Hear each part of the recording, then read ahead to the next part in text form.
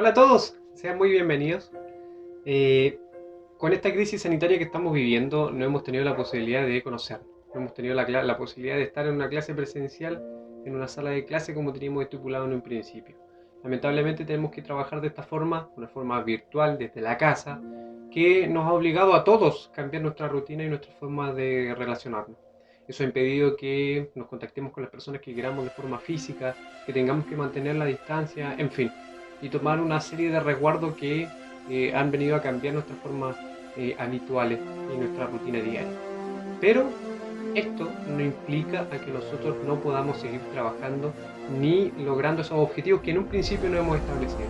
Los invito a que podamos seguir con el mismo entusiasmo, con las mismas ganas de poder lograr el objetivo que ustedes han planteado, alcanzar el segundo ciclo, pasar estos módulos. Por lo tanto, solamente el día de hoy vamos a necesitar un cuaderno, un lápiz y el libro de la asignatura de Ciencias Sociales. Los invito a que con entusiasmo, energía, podamos seguir trabajando en esta clase que vamos a comenzar a continuación. Así que nos vemos. Bien, antes de comenzar, sí quisiera comentarle algunas cositas de lo que hemos vivido como país desde octubre del año pasado.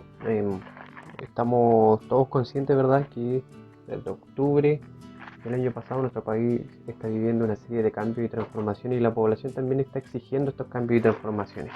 Independiente de la postura que tengamos a favor o en contra de lo que está sucediendo, me interesa recalcar la importancia que tiene la historia y qué papel juega en todo este proceso. Y la verdad que el papel que juega la historia y nosotros como ciudadanos, ¿verdad?, de nuestro país, eh, la importancia que juega es que principalmente nosotros vamos a ser capaces, vamos a poder entender cuál es el origen y la raíz de toda esta problemática. Vamos a poder, a través de la historia, de su estudio, ¿verdad?, y su entendimiento, vamos a poder darnos cuenta en qué punto de nuestro, valga la redundancia, de nuestra historia, hemos llegado a ser lo que hoy día somos. ¿Por qué? También vamos a entender por qué hemos llegado a ser lo que somos, bajo qué caminos, cómo se han ido formando eh, todo lo que estamos viviendo, ¿verdad? Y qué rol y qué importancia jugamos cada uno de nosotros como ciudadanos. La historia nos permite conocer, ¿verdad?, el pasado, nos permite entender el presente, pero sobre todo también nos va a permitir proyectar el futuro que queremos. Todo bajo la base del conocimiento y del saber cómo se origina esto, y para eso evidentemente estamos en este módulo para entender nuestra historia. Primero conocerla, luego entenderla, saber o entender nuestro presente y proyectar también nuestro futuro. Los invito entonces hoy día a la clase de Independencia de Chile, en la cual vamos a trabajar varios temitas importantes y vamos a ir aclarando también dudas que van a ir surgiendo sobre este tema. Como ya les adelanté, entonces hoy día vamos a trabajar sobre la independencia de Chile, ¿verdad? La historia de nuestro país, de cómo se origina nuestro país independiente, ya no bajo el dominio de los españoles, sino como un país soberano e independiente. Considerar que el proceso de independencia de nuestro país es un proceso extenso de varios años, ¿verdad? No es un suceso que se enmarca en un año en particular, no podemos tampoco encriptar o encerrar el proceso de independencia solamente al momento en que se realiza la primera Junta Nacional de Gobierno, sino que eso caeríamos en un error gravísimo. Por lo tanto debemos entender que todo este proceso de independencia se da junto a una serie o sucesivos eventos en una temporalidad, ¿verdad?, de varios años. El proceso de independencia tiene tres etapas, conocidas como la Patria Vieja, la Reconquista y la Patria Nueva, y vamos a ir definiendo qué pasa en cada una de estas etapas, cómo también se va marcando el fin de una etapa y el inicio de la siguiente, ¿verdad?, para terminar con un país. Para empezar, debemos considerar que el proceso de independencia de Chile se enmarca dentro de los procesos de independencia que existen en América. Recordemos que nuestro país está bajo, en este tiempo, ¿verdad? Nuestro país está bajo la dominación de los españoles y son ellos los que están organizando a nivel político nuestro país, ¿verdad? Y todo el territorio americano. Este proceso de independencia entonces tiene distintos factores. Primero, factores internos y factores externos. Cuando nosotros hablemos de factores externos, consideremos todo aquello que está pasando principalmente en Europa y España. Entre que los factores internos son aquellos que están ocurriendo al interior de América y también al interior de Chile. Este mapa conceptual, ¿verdad?, que ustedes están viendo, tiene a su lado izquierdo los factores externos e internos a nivel americano, y al lado derecho, al extremo derecho, lo que está pasando a nivel nacional, en el interior de nuestro país, en nuestro propio caso. Considerar, y obviamente bajo una lectura rápida nos damos cuenta que los factores, o que en realidad el caso nacional no se aleja de lo que es América. Todos están pasando por un periodo más o menos similar, por lo tanto, en ese sentido no hay muchas diferencias. ¿Qué características tiene este proceso de independencia y que son comunes, ¿verdad?, para ambos? Es que se inician a partir de acontecimientos externos, como cuáles, por ejemplo, la invasión de Napoleón Bonaparte a España, la captura del rey de España de ese tiempo, ¿verdad? La independencia de Estados Unidos, que sirve también como un ejemplo para las naciones americanas y también para el caso chileno.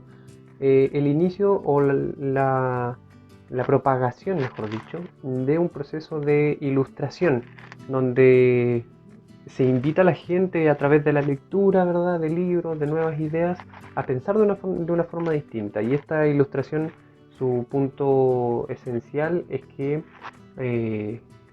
intenta entregar mayor información sobre las libertades, mayores nociones sobre lo que es las decisiones propias, que hasta el momento estaban, cierto, un tanto relegadas, ¿verdad?, a un segundo plano, y a mí me quedaba solamente pensar o creer lo que se me obligaba a pensar y creer.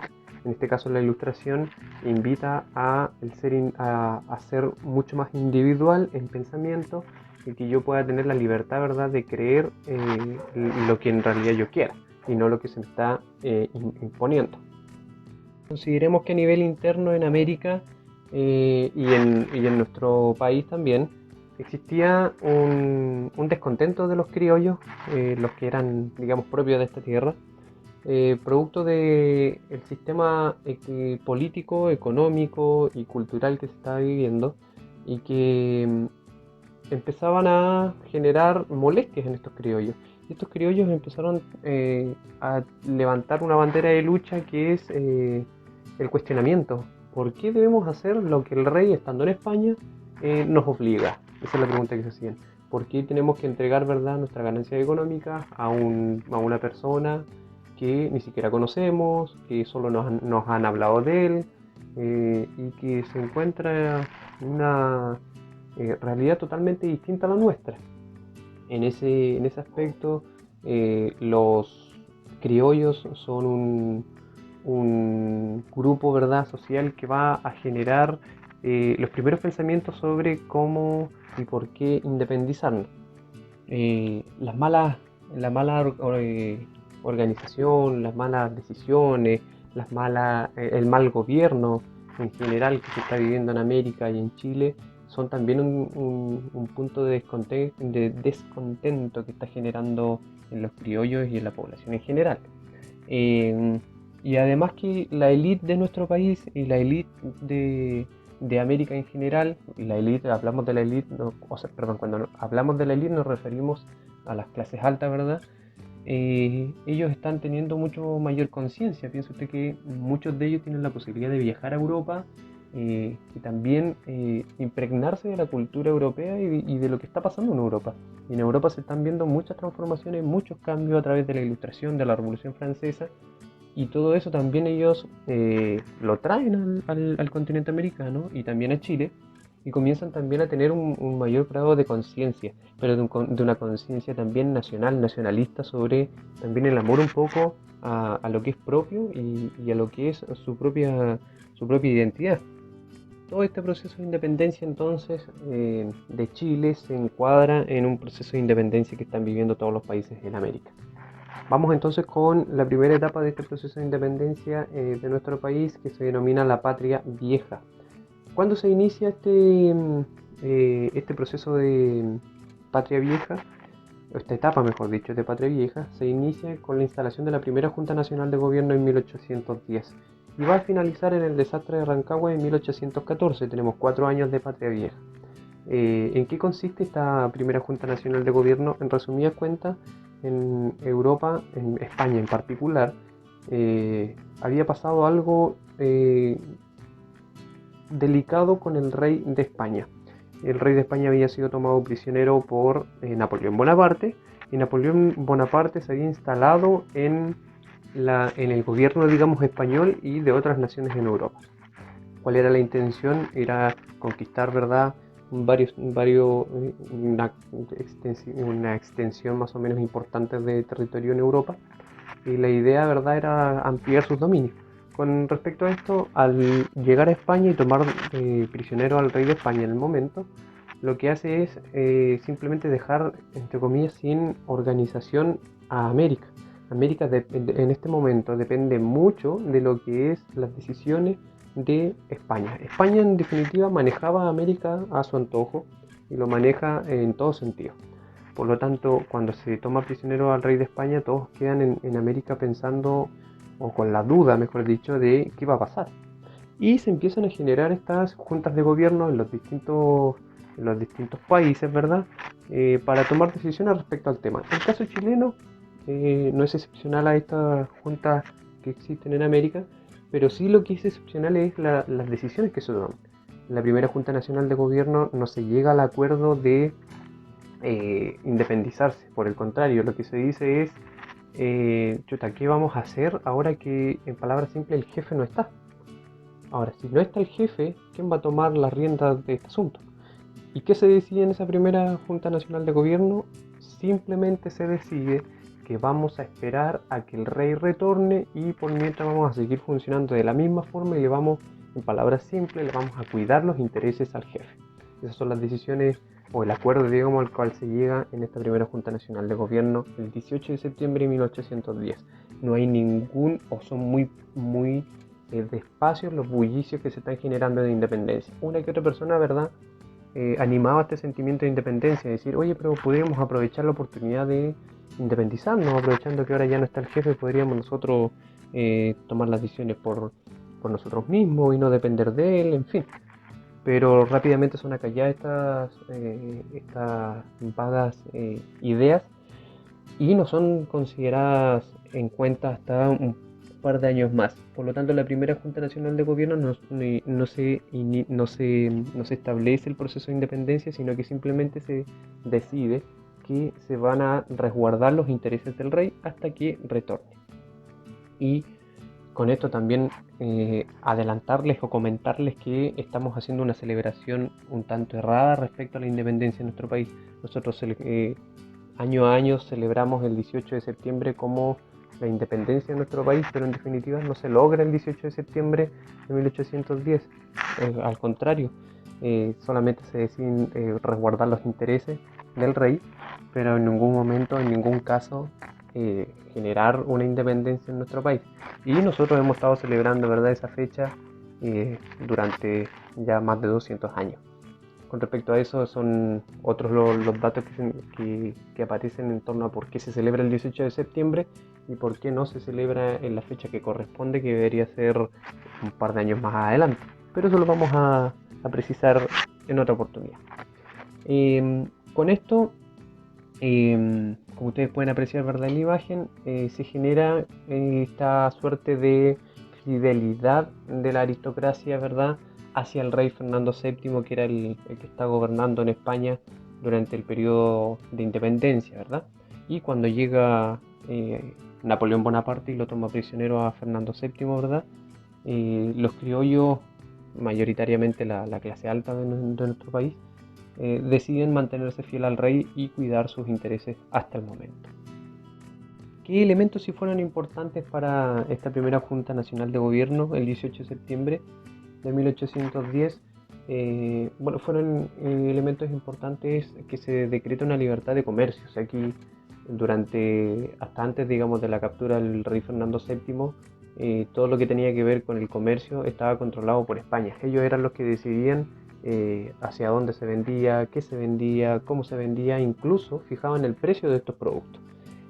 Con esta primera Junta Nacional de Gobierno lo que se hace es dar un poco más de libertad, de verdad, al comercio, y se podían comercializar distintas cosas, ¿verdad? Y también fijando el precio de una forma autónoma y no dependiendo de la decisión del rey. Se establecen, ¿verdad?, relaciones diplomáticas con Buenos Aires, que también está viviendo un proceso de independencia, y esto va a servir después para un par de años más, poder solicitar ayuda para generar la independencia de forma efectiva. Ya no hablar de cuidar los intereses, sino que simplemente hacer la independencia. Pero para eso nuestra independencia está marcada también por la lucha armada, y es de vital importancia el apoyo que prestan los argentinos, ¿verdad? Con San Martín al mando, para poder generar esta independencia efectivamente. Se forman nuevas tropas militares que van a estar eh, a favor o van a ser leales a esta Junta Nacional de Gobierno que se realiza en 1810. Se generan también las elecciones del primer Congreso Nacional, ¿verdad? Con la finalidad de poder establecer o generar nuevas leyes que pudieran también dar una suerte de ayuda a la administración de este país sin su cabeza, que en este caso vendría siendo el rey Fernando VII.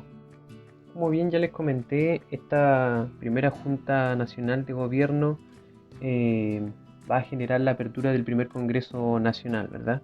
El Congreso Nacional tiene entre sus particularidades que van a haber dos tendencias políticas bien marcadas. La primera eran aquellos que se sentían eh, adeptos y defensores del sistema monárquico, o sea, defendían al rey, y otros que luchaban por la independencia inmediata de nuestro país. Con respecto al primer grupo, ¿verdad? Son los más cerrados, por decirlo de alguna forma, a entregarles, una vez que retornara a sus funciones, ¿verdad?, Fernando VII como rey de España, entregarle todo el dominio de este país, ¿verdad?, o de este territorio al propio rey. Mientras que los otros eran un poco más extremos en sus decisiones, e incluso eran un poco más violentos para llegar a determinar que era necesario una emancipación, una independencia de nuestro país. Dentro de los elementos importantes que se generan dentro del primer Congreso Nacional, ¿verdad?, es que se dicta la libertad de vientre. Esto es una iniciativa de Manuel de Salas, y lo que apunta es simplemente a dar libertad a todos aquellos hijos de esclavos. Pongo un ejemplo bien concreto. Una mujer que es esclava durante este periodo de 1811, por ejemplo, una mujer que era esclava y que quedaba embarazada, ahora por constitución su hijo ya no era esclavo. O sea, si ese hijo nacía, ¿verdad?, se terminaba el proceso de esclavitud, y ese hijo nacía de inmediato libre. ¿Cómo funcionaba antes esto? Si una mujer quedaba embarazada, ¿verdad?, en condición de esclava, ese hijo de inmediato era un esclavo por haber nacido de una mujer esclava. Con esta promulgación de la ley de libertad de vientre, se termina este proceso de esclavitud desde el nacimiento para todos aquellos que evidentemente nazcan de una mujer esclava. Los hermanos Carrera, junto y principalmente con José Miguel Carrera al mando, deciden finalmente poner fin al Congreso para darle una inclinación mucho más patriótica, entendiendo que el primer Congreso Nacional, que es unicameral, o sea, solo existían diputados, que se conformaba de 41 diputados, no existían senadores, tenía una tendencia mucho más hacia lo realista, hacia defender al rey. Por lo tanto, lo que hace José Miguel Carrera para después poder llevar a cabo sus decisiones en torno a la independencia es poner fin a este Congreso Nacional para ya dar paso a un Congreso que sea mucho más patriota. Durante el gobierno de José Miguel Carrera se crean los primeros símbolos patrios, tanto el escudo como la bandera. Se publica también el primer periódico nacional, que va a estar denominado como Aurora de Chile, y que también servía como un medio de información para llegar a la población, ¿verdad?, con estas ideas estas ideas políticas de patriotismo, estas ideas de independencia y todo lo demás. Es un medio de difusión, es el primer día de periódico oficial y sirve para eso, o se utilizó, digamos, con ese fin. Con la llegada, ¿verdad?, de tropas realistas, o sea, que apoyaban al rey al mando de Antonio Pareja, se instala una nueva junta de gobierno durante este periodo de Patria Vieja y en el gobierno de José Miguel Carrera. Cuando hablemos de reconquista, pensemos en un proceso en que Chile se está, entre comillas, empezando a emancipar con las decisiones de José Miguel Carrera, o sea, se está empezando a independizar. Pero los españoles no quieren perder esta posición, entonces logran rescatar de la cárcel a Fernando VII, lo instalan nuevamente en la corona en España y lo que hace Fernando VII es pedir cuentas sobre cómo estaba la situación en América. Cuando se dan cuenta de que habían muchos países que estaban con cierta decisión de independizarse, que uno de ellos era Chile, Fernando VII lo que hace es iniciar una etapa de reconquista, o sea, de conquistar nuevamente esos territorios que se estaban, entre comillas, perdiendo.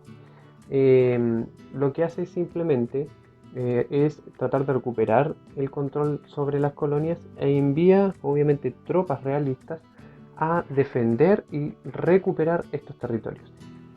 Eso sucede desde el desastre de Rancagua en 1814 hasta la batalla de Chacabuco en 1817. La batalla de Chacabuco es la que pone fin, ¿verdad?, al proceso de reconquista, pero también pone fin a la dominación española en el territorio nacional. El desastre de Rancagua, ¿qué va a hacer? Va a marcar un pequeño proceso de victoria de los españoles sobre estos criollos que estaban luchando por la independencia. Dentro de ellos, destacar evidentemente a los hermanos Carrera, pero también destacar a Bernardo Higgins como los portadores de la bandera de lucha por querer generar la independencia de nuestro país. Para poder empezar a hablar de esta etapa de reconquista, tenemos que detenernos un tanto en lo que es el desastre de Rancagua. Pensemos en que entre Bernardo Higgins y José Miguel Carrera se estaban desarrollando conversaciones, ¿verdad?, para ver quién lideraba el ejército, ciertas disputas incluso, para ver quién lideraba el ejército y para ver cómo iban a detener el avance o esta reconquista que estaban generando los españoles sobre nuestro territorio. En ese sentido, lo que hicieron fue dividir el ejército. Una parte estaba en Rancagua, mientras que la otra parte estaba en Santiago, mientras se organizaba, ¿verdad?, estaba en Santiago. Y la idea era detener el avance de los españoles que venían desde el sur hacia la capital, Santiago. En Rancagua entonces estaba Bernardo Higgins con su ejército patriota resistiendo, intentando resistir el avance de los españoles. Mientras intentaba resistir el avance de los españoles, el acuerdo era que Carrera llegara con otra parte del ejército, ¿verdad?, reforzara las fuerzas de O'Higgins y juntos pudieran finalmente dar fin a el ejército español.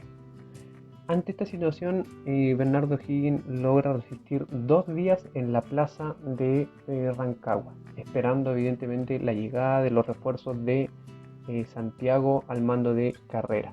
Estas fuerzas nunca llegaron. José Miguel Carrera decide no enviar esas fuerzas para proteger Santiago y evitar así un desastre total, digamos. Bernardo Higgins logra resistir, como bien les mencioné, 2 días, pero aún así las fuerzas no le alcanzaron para detener el avance de los españoles. ¿Qué hizo? Logró, muy mal herido sí, logró arrancar, ¿verdad?, de esa situación, y durante ese proceso de arrancar se resguarda, se refugia o pide asilo en Argentina, donde se encuentra con el general San Martín, que después, con ayuda de este mismo general San Martín argentino, logran marchar sobre Santiago para liberar a los chilenos, digamos, del dominio español. Esta ayuda es vital y sumamente importante para poder generar la independencia de nuestro país. Lo más probable es que sin esta ayuda Chile no hubiese logrado, mejor dicho, la independencia. Por lo tanto, también tenemos que, aunque nos duela o les duela mucho, reconocer que los argentinos son parte importante de nuestra historia nacional y que gracias a ello y su ayuda, ¿verdad?, en el momento de independencia, logramos finalmente independizarnos. Aunque les duela mucho, vuelvo a repetir, pero es así. Sin la ayuda de los argentinos no hubiésemos podido independizarnos. Durante el proceso de reconquista, entonces, lo que hacen los españoles es tomar el control nuevamente del territorio nacional, y lo que hacen es, bueno, comenzar con una política de, obviamente, recuperar el territorio, pero una política de mano dura. Intentaron rebelarse contra el rey, por lo tanto hay que demostrarle a estos quienes mandan, a estos patriotas criollos quienes mandan. Por lo tanto, nosotros venimos con una política mucho más drástica a gobernar. Eso es lo que decían los españoles. Se refuerzan entonces las campañas militares para terminar con estos movimientos de independencia. Una vez que recuperan el poder, ¿verdad? Se terminan todas las obras y medidas dictadas por los criollos en tiempos desde 1810 hasta que ellos los españoles retornan al poder en nuestro país.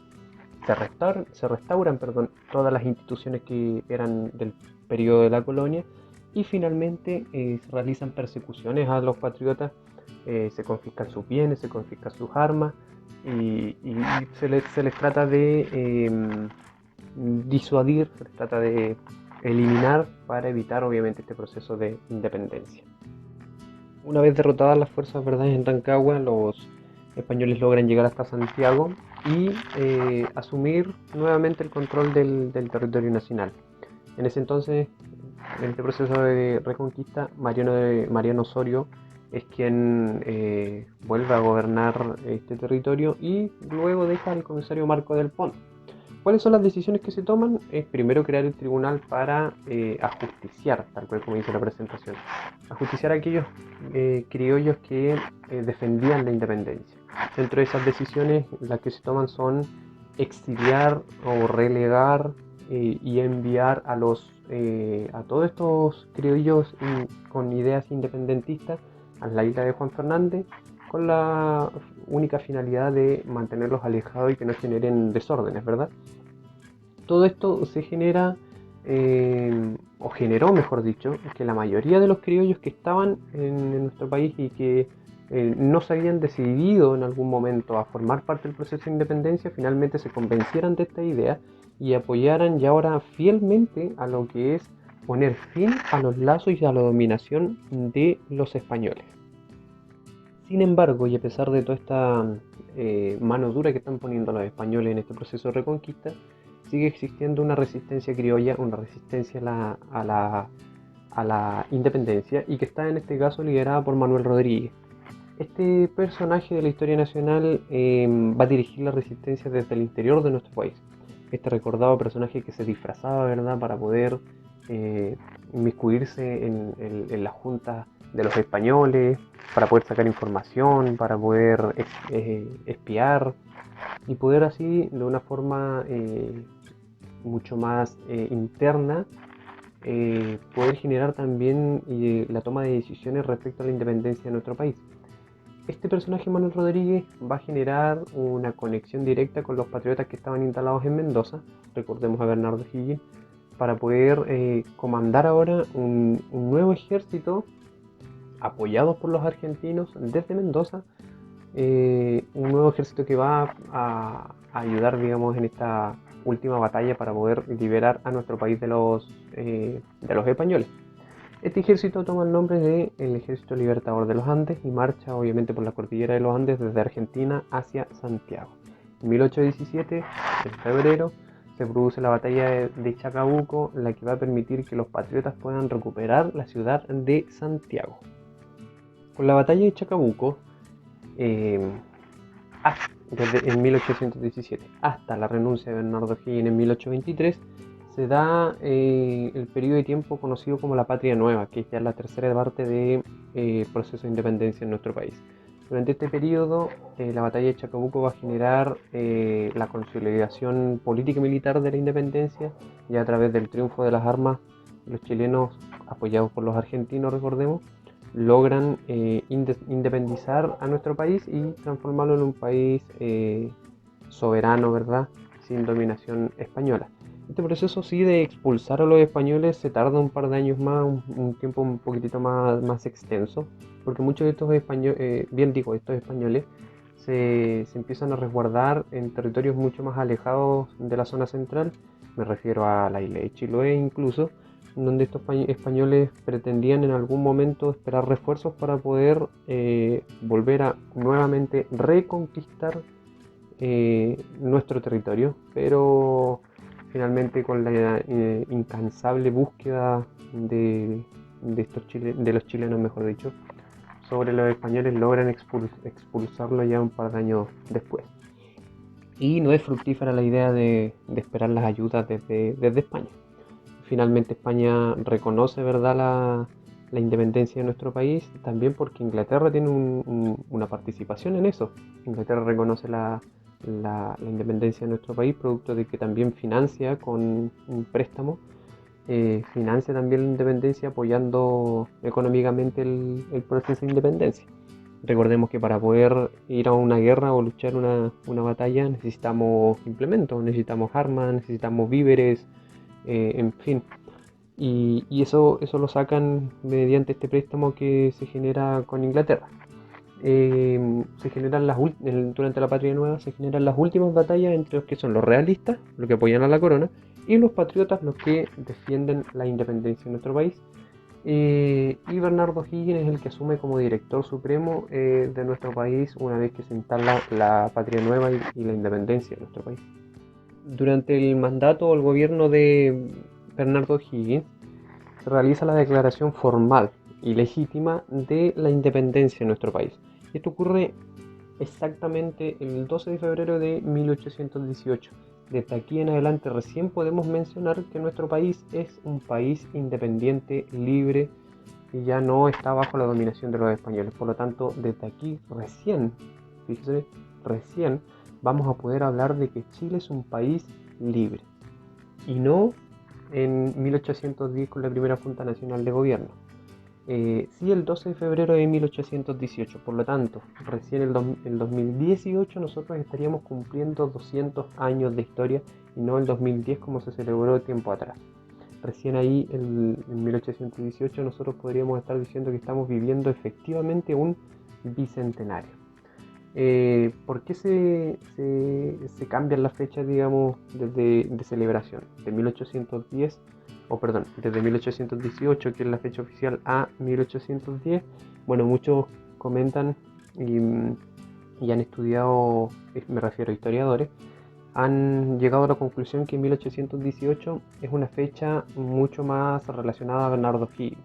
Y Bernardo O'Higgins, ustedes saben que era considerado guacho porque no era legítimamente reconocido por su padre, tuvo un problema, ¿verdad?, ahí de reconocimiento con su papá, y que para la época era un tema súper delicado. Ser un hijo guacho o no reconocido en ese tiempo era súper complejo, y que esa persona o que el libertador de Chile tenga esa característica iba a significar sin lugar a duda una tremenda mala impresión y mala imagen de la clase alta.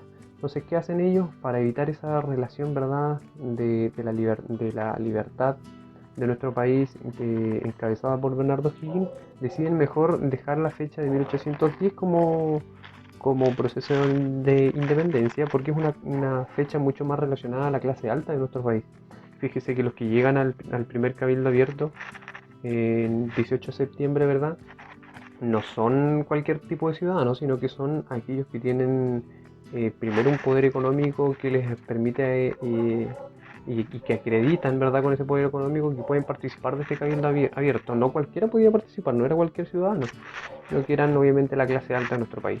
Y se deja esa fecha entonces en 1810 porque está mucho más relacionada a la clase alta. Y sépalo usted, o no es de su desconocimiento, que nuestro país siempre ha estado dirigido, ¿verdad?, por una clase alta, una élite, desde sus inicios. Eso no es extraño. Son ellos los que han estado siempre al cargo, al mando, al cargo, ¿verdad?, de nuestro país. Son ellos los que han ido tomando las decisiones también en torno a la dirección de nuestro país. con respecto a eso, entonces por eso se hace el cambio, o por eso, mejor dicho, se celebra la independencia de nuestro país como fecha de inicio en 1810. Dentro de esta patria nueva también se produce la renuncia de Bernardo O'Higgins como director supremo del país, ¿verdad? Esto ocurre el 28 de enero de 1823, donde O'Higgins deja el poder, deja el cargo, ¿verdad? Y como muestra en la imagen, ustedes pueden apreciar que hay dos grupos, un grupo que celebra esta decisión versus otro que no está tan contento porque eran adeptos o eran defensores del gobierno de Bernardo O'Higgins. Este proceso de renuncia de Bernardo O'Higgins está dado por varios factores. Vamos a destacar estos cuatro que están en la proyección, donde el primero evidentemente es esta diferencia que se produce con la Iglesia Católica. Para este tiempo, estamos hablando de 1823, la Iglesia Católica tiene mucho control y mucho poder sobre el Estado y sobre las decisiones del mismo. Esto quiere decir que la Iglesia Católica participaba incluso en muchas de las decisiones que se requerían tomar para nuestro país. Vamos a hablar que hasta 1861, incluso un par de años después, recién ahí vamos a hablar de que nuestro país pueda tener incluso una libertad de culto. Hasta el momento, hasta 1861, la religión oficial y única del Estado era la religión católica. Por lo tanto, todas las otras religiones y todas las otras manifestaciones de esas religiones quedaban absolutamente prohibidas por constitución. Y ante eso nos da luces y claras señales del poder que tenía la Iglesia sobre el Estado en nuestro país durante este periodo. La otra diferencia que ocurre y que da inicio o que influye, mejor dicho, en la renuncia de Bernardo O'Higgins es que Bernardo O'Higgins tiene muchos problemas con la aristocracia de nuestro país, la aristocracia como considerada como la clase alta de nuestro país, porque la aristocracia quiere seguir utilizando estos títulos de nobleza que se les asignaron antes de la independencia y durante el periodo de la colonia donde éramos dominados por los españoles.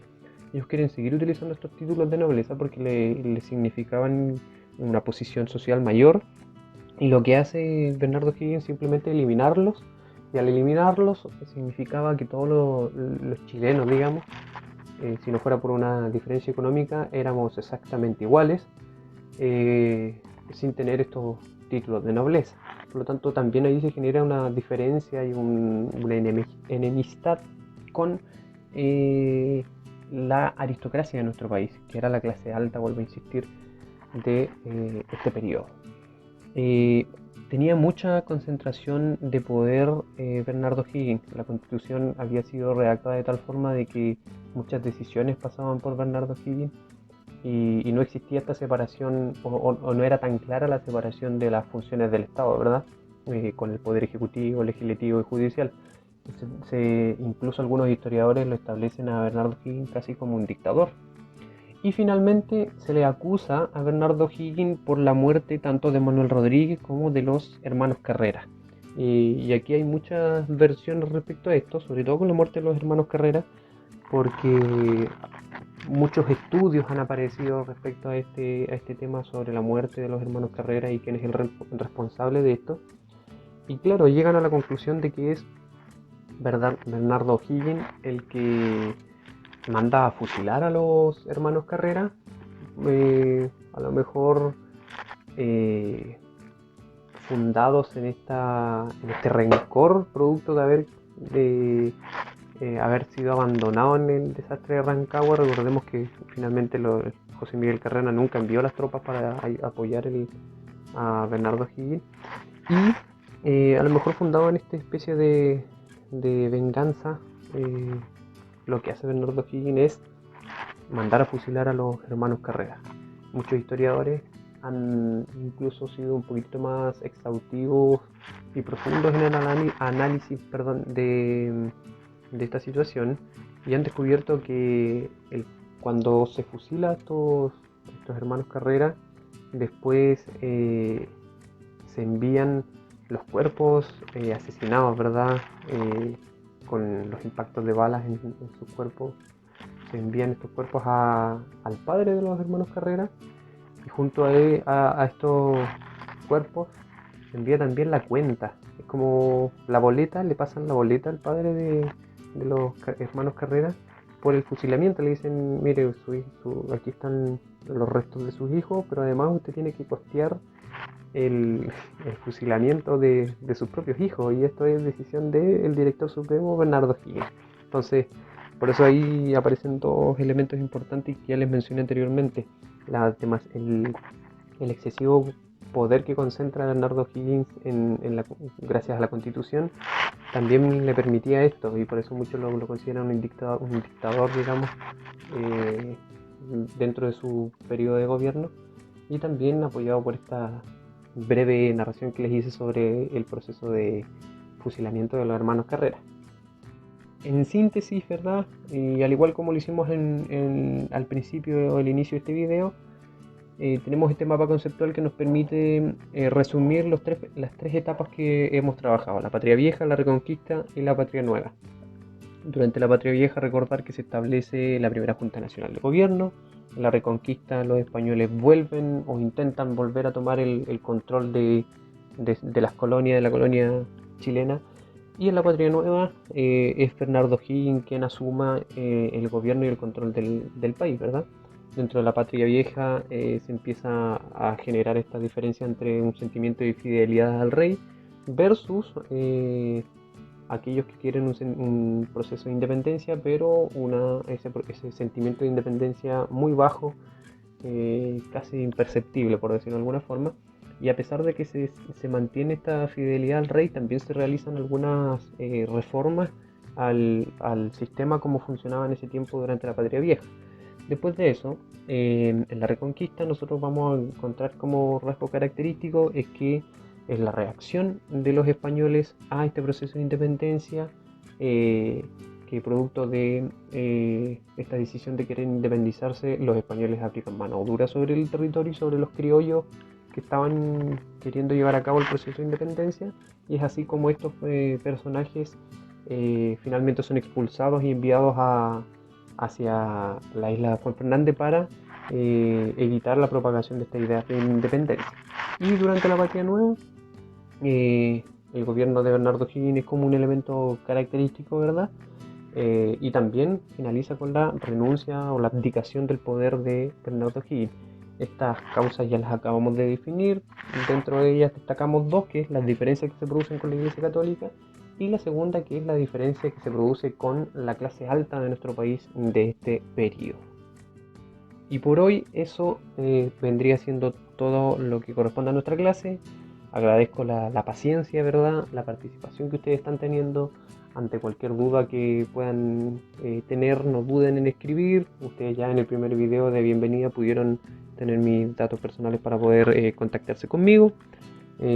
Ante cualquier duda, entonces, como les decía, me pueden escribir, no hay problema. Yo voy a estar muy atentos a seguir, digamos, el proceso en el que ustedes están tratando de, digamos, aprender ahora en línea. Por lo tanto, ante cualquier duda me escriben, lo resolvemos de la forma más rápida posible, y lo importante es que ojalá este video haya servido para poder entender cómo se da este proceso de independencia en nuestro país.